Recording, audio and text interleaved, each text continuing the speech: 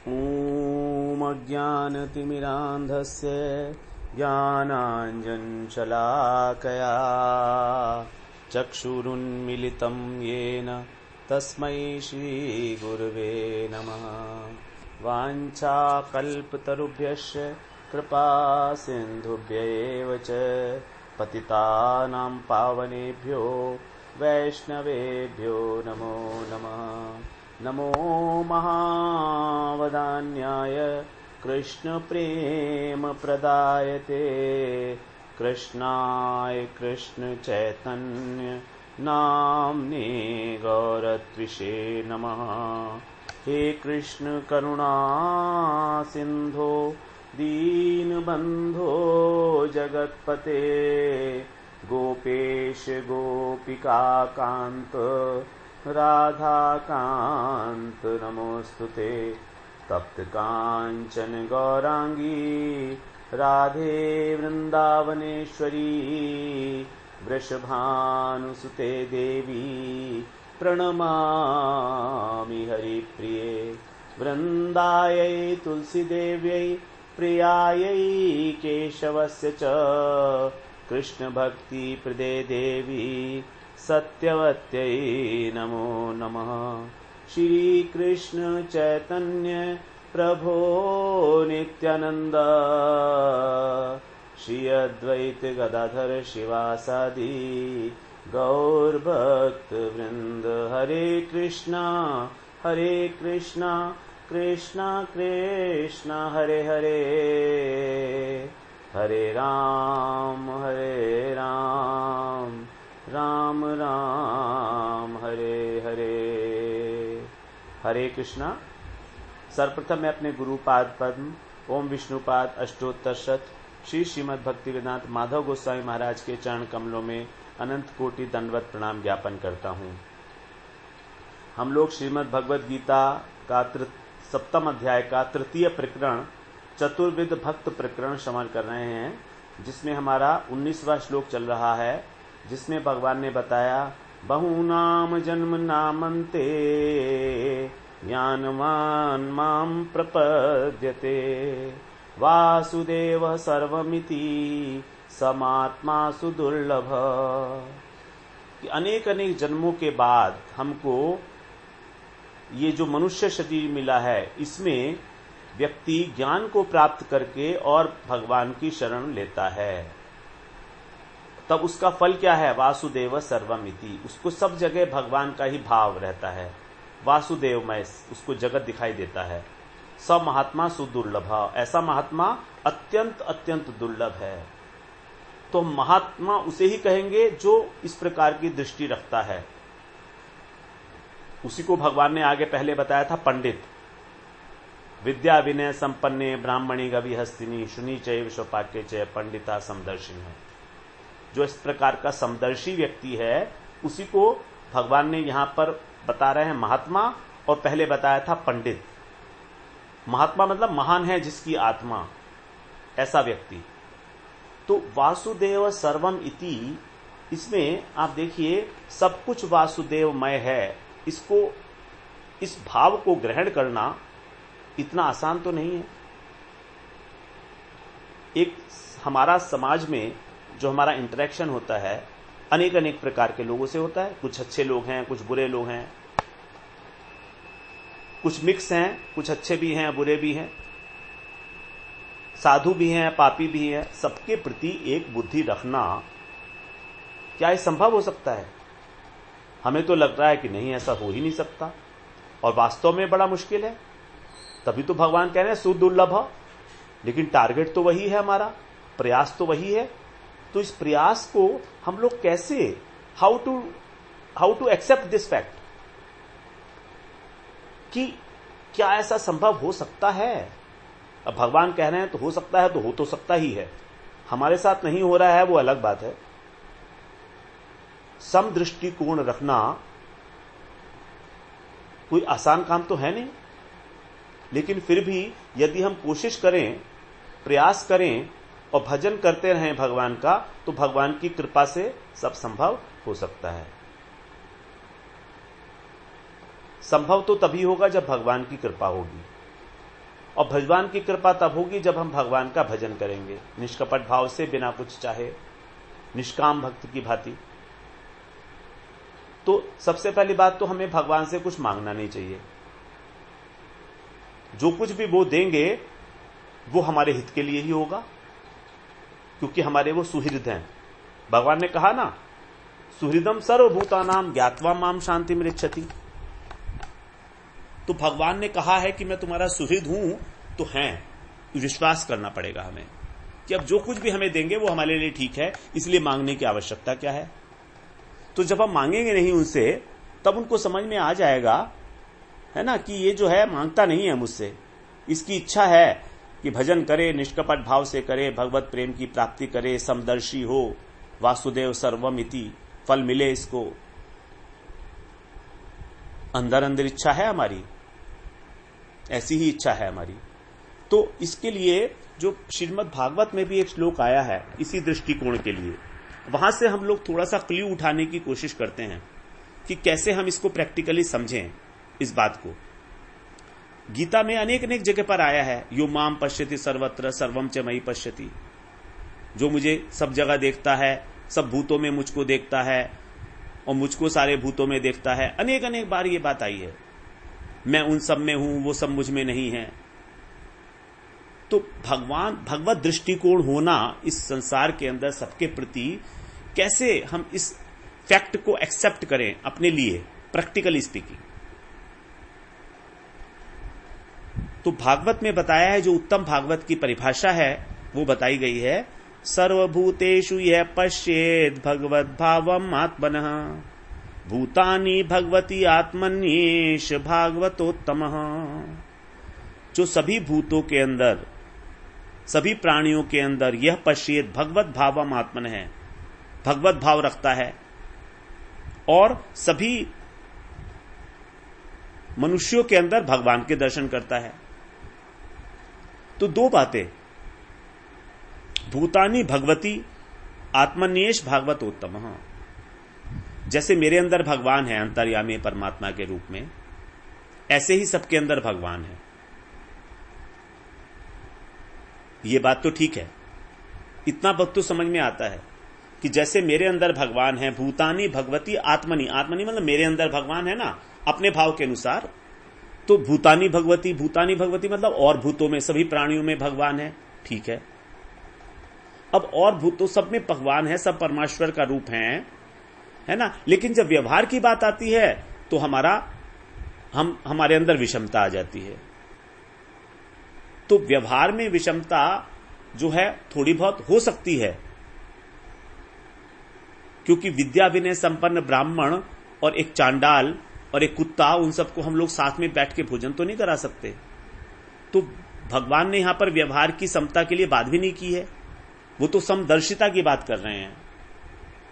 तो हमें जब ये दृष्टिकोण रखना है कि साधु में और पापी में भी हमें समभाव रखना है, समबुद्धि विशिष्यते साधुषु अपि च पापेषु। तो इसके लिए पहला वाला जो बताया है, सर्वभूतेषु यह पश्येत् भगवत भावम आत्मनः, यहां पर बता रहे हैं कि जिस प्रकार से भगवान की मैं सेवा करता हूं, या मेरा जिस प्रकार का भगवान के प्रति भाव है, ऐसा ही भाव जो है वो सब लोगों का है भगवान के प्रति। जो उत्तम भागवत है उसका यह दृष्टिकोण होता है। उत्तम भागवत निरंतर भगवान की सेवा में रहता है। उत्तम भागवत ही वही है जिसके मन प्राण में, चित्त में, अंतःकरण में केवल भगवत तत्व ही है। सततम कीर्तयन्तो माम। तो उत्तम भागवत जो है हमेशा भगवान के ही भाव में रहता है। अब वो ये सोचता है कि भगवत भावम आत्मन है, कि मेरा जिस प्रकार का भाव है, अर्थात जैसे मैं भगवान की एक विशेष भाव के द्वारा सेवा कर रहा हूं, उसी प्रकार से जगत के सभी प्राणी भगवान की उस सेवा अपने अपने भाव के अनुसार कर रहे हैं। अब उनका जो भाव है वो उत्तम भागवत तो ये सोचता है कि मेरे भाव के अनुसार ही कर रहे हैं वो, क्योंकि वो आत्मा की पृथकता को अनुभव नहीं करता। वो जानता है कि आत्मा शुद्ध है, प्रत्येक प्राणी के अंदर की आत्मा शुद्ध है और शुद्ध बुद्ध आत्मा है। तो जैसे मेरी आत्मा शुद्ध है वैसे ही सबकी आत्मा शुद्ध है, और वो भी शुद्ध आत्मा के द्वारा ही भगवान का भजन करते हैं, चाहे उनका एक्शन कुछ भी हो। वो उस एक्शन को देखते ही नहीं, स्थूलता को देखते ही नहीं। वो उनकी दृष्टि आत्म तत्व के ऊपर ही है, परमात्मा तत्व के ऊपर ही है कि आत्मा किस प्रकार से भगवान की सेवा कर रही है। जैसे अपना उनका भाव है वैसा ही उसी भाव को वो दूसरे के ऊपर आरोपित करके देखते हैं। भगवत भावम आत्मनः। तो यदि हम इसी प्रकार से इस विचार को धारण करें कि जिस प्रकार मैं भगवान की सेवा करना चाहता हूं उसी प्रकार सब लोग भी भगवान की सेवा कर रहे हैं, तो फिर दोष दृष्टि क्यों होगी? हमारी विषमता का कारण है दोष दृष्टि किसी दूसरे व्यक्ति पे। हम लोग ने प्रत्येक व्यक्ति के विषय में एक अपने मन में इमेज बना हुई है, और जब हम उसको देखते हैं तो उस इमेज के दर्पण के थ्रू देखते हैं, उस इमेज के मिरर, उसके ग्लास के थ्रू वो इमेज सामने आ जाती है। जैसे अगर कभी किसी समय में उसने हमको पुराने समय में कभी गाली दी या हमारे को कुछ चोट पहुंचाई, नुकसान पहुंचाया, तो जब हम अगली बार भी उससे मिलेंगे तो हम याद करेंगे, ओ ये बंदा है जिसने मेरे को गाली दी थी, जिसने मुझे नुकसान पहुंचाया था। लेकिन इतने समय में तो पता नहीं कितना कुछ बदल गया होगा वो। हम उसको ये ऑप्शन भी नहीं देते कि शायद वो बदल गया हो, और अपने पुराने दृष्टिकोण को ही कायम रखते हुए उसको देखते हैं, उसको तोलते हैं, उससे व्यवहार करते हैं। यही है हमारी प्रॉब्लम। तो इसीलिए जो इमेज फॉर्मेशन है किसी भी व्यक्ति की, कम से कम हम लोग उसको बनाना बंद कर दें और उसको ऐसे देखें, उससे ऐसे मिलें जैसे कि आज पहली बार मिल रहे हैं। तो क्या हर्ज क्या है? हर्ज क्या है? क्या कुछ हमारा वो फायदा उठा लेगा? और यदि उठा भी लेगा तो क्या फर्क पड़ता है? अच्छा ही है, कम से कम कोई तो हमारा फायदा उठाए किसी प्रकार से। भक्त तो कभी ऐसा नहीं सोचते कि कोई उनका फायदा उठा सकता है। वो तो ये कहते हैं कि कोई मेरा फायदा उठा तो ले, मेरे शरीर का, मेरे मन का, मेरी बुद्धि का कोई तो फायदा उठाए। मैं तो उठा नहीं पा रहा हूं, कोई तो उठाए, अगर वो इस लायक मुझे समझता है तो जो इमेज फॉर्मेशन की एक हमारी आदत है, इसको अगर हम थोड़ा कम करेंगे तो हमारे जो दृष्टिकोण है वो उसमें सुधार आएगा ही आएगा। तो यहां पर हम लोग बात कर रहे थे वासुदेव सर्वमिति। सिद्धांत रूप से भगवान ने बोला मयि सर्वमिदं प्रोतम सूत्रे मणिगणा इव। हम 7वें श्लोक में श्रवण कराए हैं। जैसे सूत की माला में मणियों के स्थान पर सूत की गांठ लगा दी, अब उस माला में सूत के अलावा और कुछ नहीं है। यद्यपि देखने में लग रहा है धागा अलग है, गांठें अलग हैं, लेकिन वो गांठें भी तो सूत की बनी हुई हैं। तो तत्वतः दोनों ही सूत है। उसी प्रकार भगवान ही इस जगत के निमित्त और उपादान कारण हैं, अभिन्न निमित्तोपादान कारण। हम लोग बहुत डिटेल में इसको श्रवण कराए हैं 7वें श्लोक में। इस बात को, जो निमित्त उपादान कारण है, इस बात को हमें बिल्कुल अपने दिमाग में बिठा लेना चाहिए कि भगवान ही निमित्त उपादान कारण है। कोई पूछे हमसे कैसे, तो हम उसको घड़े का और मिट्टी का उदाहरण देके समझा पाएं, अथवा टेलर का और वस्त्र का, जो कपड़े सिलता है, मशीन का, टेलर का, उसका उदाहरण देके समझा पाएं। इतना हमें वो होना चाहिए, इतनी नॉलेज हमें जरूरी है, तभी हम समझ पाएंगे। केवल सुनने मात्र से नहीं होगा। हमें ये कोशिश करनी है कि इस फैक्ट को हम किसी दूसरे व्यक्ति को जो नहीं जानता उसे समझा पाए किसी प्रकार से, तभी हमारा जानना होगा। तो भगवान ही संसार के बीज भी हैं, जो सनातन बीज हैं वो भी भगवान है। बीजम माम सर्वभूतानाम विद्धि पार्थ सनातनम, 10वें श्लोक में कहा 7वें अध्याय में, और 10वें अध्याय के 39वें श्लोक में बोल रहे हैं यच्चापि सर्वभूतानाम बीजम तदहम अर्जुन। सर्वभूतानाम बीजम, सारे भूत जितने भी हैं, प्राणी, उन सबका बीज मैं हूं। तो बीज से जितनी भी चीजें पैदा होंगी वो सब बीज रूप होंगी। तो हमारी को जब ये दृढ़ निश्चय हो जाएगा बुद्धि में कि भगवान ही है सब कुछ, तो धीरे धीरे भजन करते करते ये बात हमें अनुभव में आएगी। इसलिए हमको अपना इमेज फॉर्मेशन वाला काम, जो रोल है किसी के विषय में, वो थोड़ी देर समय के लिए छोड़कर देखें कितना आपको अच्छा लगेगा। एक हफ्ते के लिए करके देखिए, एक हफ्ते के लिए किसी की इमेज मत बनाइए, उससे ऐसे मिलिए जैसे पहली बार मिले हैं, देखिए कितना आनंद होगा, पूरी दृष्टि बदल जाएगी। ये कुछ प्रैक्टिकल बात है जो हम कर सकते हैं। एक हफ्ते नहीं हो रहा ना, तो 2 दिन के लिए करके देखिए, 3 दिन के लिए करके देखिए कि आज कम से कम मैं किसी भी व्यक्ति के विषय में कोई इमेज नहीं बनाऊंगा। Let it be as natural, as spontaneous as possible, as if meeting in the very first time, तो भगवत कृपा से ये दृष्टिकोण भी हमारा बदलेगा। जब हम दृढ़ संकल्प हैं, बदलना चाह रहे हैं, तो क्यों नहीं बदलेगा? क्योंकि एक सरल हृदय के अंदर ही इस प्रकार का भाव उदय होगा। जो सरल हृदय है, जो शरणागत है, और शरणागति वही हो सकती है जहां सरलता है। बिना सरलता के शरणागति तो प्रश्न ही नहीं उठता, क्वेश्चन डज नॉट अराइज। अपनी बुद्धि से हम चाहें कि जबरदस्ती हम लोगों को ऐसा दृष्टि, ऐसी बुद्धि मिल जाए, ऐसा अनुभूति हो जाए, that is also not possible. बिना कृपा के तो इस जगत की ही वस्तु नहीं मिलती है कोई।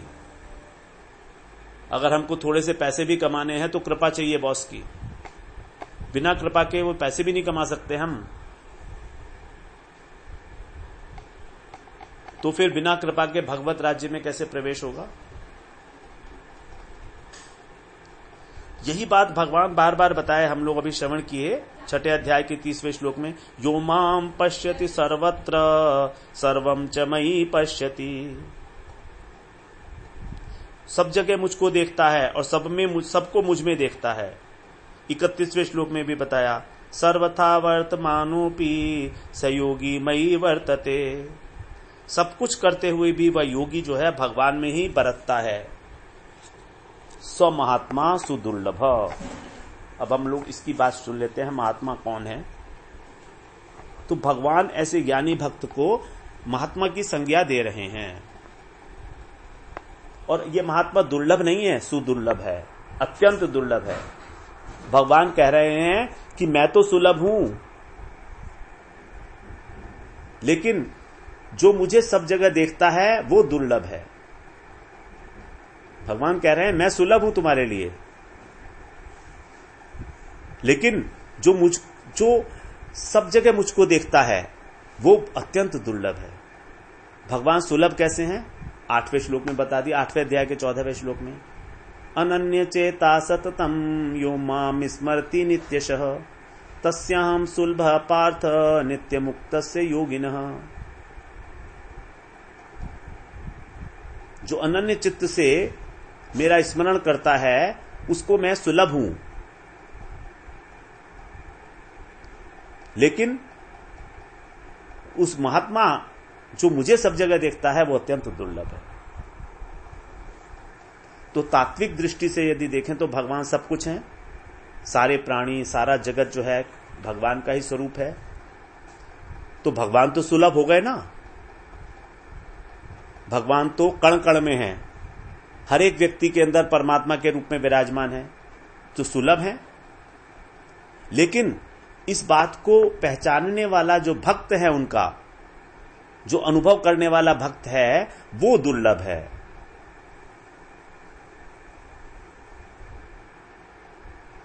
वो सुदुर्लभ है। इस बात को जानने वाला, पहचानने वाला कि भगवान ही सब कुछ है। तीसरे श्लोक में जो बोला भगवान ने यहां पर, मनुष्याणाम सहस्रेषु कश्चित यतति सिद्धये यततामपि सिद्धानाम कश्चित माम वेत्ति तत्वतः। माम वेत्ति तत्वतः, सिद्ध लोगों में भी, यत्न करने वाले अनेक अनेक सिद्ध लोगों में भी जो मुझे जानता है, जानता का मतलब पहचानता है, वो अत्यंत दुर्लभ है। कश्चित माम वेत्ति दुर्लभ तत्वतः है, कोई ही मुझको जान पाता है। इसलिए भगवान से जो मिले हुए महात्मा हैं, जो भगवान में नित्य युक्त हैं, जो हर जगह भगवान का ही दर्शन करते हैं, उनके दर्शन करना अत्यंत दुर्लभ है। 11वें स्कंध में दूसरे अध्याय में यही बात बताई है 29वें श्लोक में। दुर्लभो मानुषो देहो देही नाम क्षण भंगुरः तत्रापि दुर्लभम मन्ये वैकुंठ प्रिय दर्शनम। ये मनुष्य देह अत्यंत दुर्लभ है, क्षण भंगुर है ये। तत्रापि दुर्लभम मन्ये, उससे भी अधिक दुर्लभ क्या है? वैकुंठ प्रिय दर्शनम। जो वैकुंठ प्रिय हैं उनका दर्शन। वैकुंठ का मतलब भगवान, क्योंकि भगवान वैकुंठ में रहते हैं ना, इसलिए उनको वैकुंठ भी कहा जाता है। तो वैकुंठ प्रिय दर्शनम मतलब भगवान के जो प्रिय हैं, अर्थात महात्मा, साधु, भक्त, ऐसे ज्ञानियों के दर्शन करना अत्यंत दुर्लभ है। तथापि दुर्लभम मन्ये वैकुंठ प्रिय दर्शनम। तो यहां पर जो लभ धातु है सुदुर्लभम में, उसमें 2 उपसर्ग लगाए गए, सु और दु। अब यदि लभ धातु के साथ हम एक उपसर्ग लगाएं सुलभ, अलग अलग, एक हो गया सुलभ और एक हो गया दुर्लभ, तो इसका मतलब यह भी मिलता है कि वो महात्मा सुलभ भी है और दुर्लभ भी है। अगर हम 2 उपसर्ग हैं सु और दु, तो इन दोनों को अलग अलग लगाएं लभ धातु के साथ, तो बनता है सुलभ और दुर्लभ। तो मतलब ये हुआ कि वो महात्मा सुलभ भी है और दुर्लभ भी है, दोनों बातें हैं।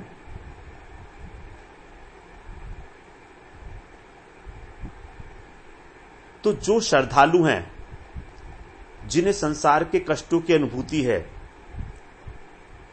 जो भगवत उन्मुख हैं, जिन्होंने गुरु पदाश्रय कर लिया है, जो भगवान का भजन करना चाहते हैं जेन्युइनली स्पीकिंग, उनके लिए ऐसे महात्मा के दर्शन सुलभ हैं। लेकिन जो संसार को पकड़े हुए हैं, इसी में आसक्त हैं, इसके अतिरिक्त उनको कुछ और भान ही नहीं है, उनके अंदर अभी श्रद्धा ही उत्पन्न नहीं हुई है, परमार्थिक श्रद्धा। श्रद्धा तो किसी ना किसी प्रकार की होती ही है हमारे अंदर, लेकिन यहां पर हम बात कर रहे हैं परमार्थिक श्रद्धा की। परमार्थिक श्रद्धा का मतलब है जिसका लक्ष्य जो है वो भगवान है, भगवत प्रेम है। 2 प्रकार की श्रद्धा ना श्रवण की हमने, लौकिक श्रद्धा और परमार्थिक श्रद्धा। लौकिक श्रद्धा में उद्देश्य है इस संसार की प्राप्ति। जो श्रद्धा लक्ष्य करती है किसी लौकिक उद्देश्य की ओर, उसको बोलेंगे लौकिक श्रद्धा। और जो परलौकिक श्रद्धा मतलब जो परमार्थिक श्रद्धा, जो परमार्थ की ओर लक्ष्य करेगी, उसे बोलेंगे परमार्थिक श्रद्धा। तो जब हम श्रद्धा की बात करते हैं तो यहां पर परमार्थिक श्रद्धा, तो जिनकी अंदर परमार्थिक श्रद्धा ही नहीं है, उनके लिए अत्यंत दुर्लभ है वो। अगर उनको ऐसे महापुरुष का दर्शन मिल भी जाए तो भी उनका कोई कल्याण नहीं होने वाला, क्योंकि उनके अंदर श्रद्धा ही नहीं है। तो उनके लिए तो मिलना ना मिलना दोनों ही बातें बराबर हैं। तो यहां पर जो शुद्ध साधु हैं वही को महात्मा कहा गया है। महात्मा का अर्थ होता है महान आत्मा यस्य, जिसकी आत्मा महान है, क्षुद्र नहीं है, अल्प नहीं है। क्षुद्र आत्मा कौन है? क्षुद्र आत्मा है जिनका स्थूल और सूक्ष्म शरीर के साथ तादात्म्य है, जो इन्हीं दोनों शरीरों को आत्मा माने बैठे हैं। क्योंकि ये दोनों शरीर हमारे जो हैं ये जड़ शरीर हैं, अनित्य हैं। स्थूल शरीर कहो चाहे सूक्ष्म शरीर कहो, जब तक हमारे अंदर देहाभिमान है तब तक हम लोग हैं क्षुद्र आत्मा, क्योंकि क्षुद्र वस्तु को पकड़े हुए हैं, संसार को पकड़े हुए हैं। जिसने संसार को पकड़ा हुआ है, जो नश्वर संसार है, उसी को कहेंगे क्षुद्र आत्मा। और जिसने विभूचित भगवान को पकड़ा है, उनकी सेवा करता है, उनसे अपना संबंध जानता है, जो सबसे महान वस्तु हैं, सर्वश्रेष्ठ वस्तु हैं, सर्वश्रेष्ठ उपास्य तत्व हैं, जो उनकी सेवा में तत्पर है वही होगा महात्मा। उसी की आत्मा होगी, उसी की आत्मा को कहेंगे हम महान।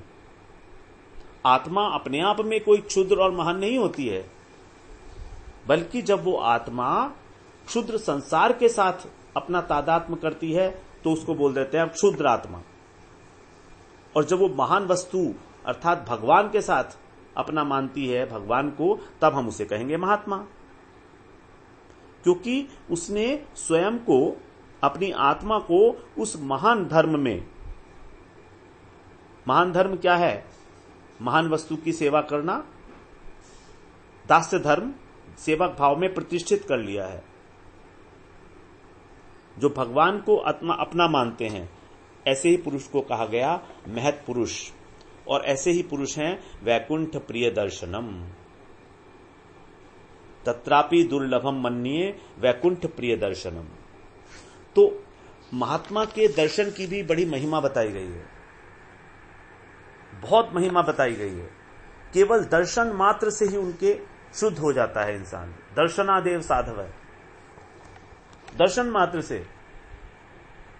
जो तीर्थ स्थान हैं, जो शालिग्राम इत्यादि हैं, इन सब की बहुत समय तक सेवा करने के बाद हमारा अंतःकरण शुद्ध होता है।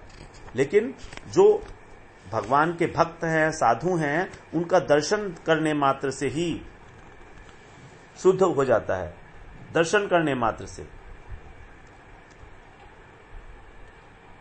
नहीं अम्मयानि तीर्थानि देवामृत शिलामया ते पुनन्ति उरुकालेन दर्शना देव साधव।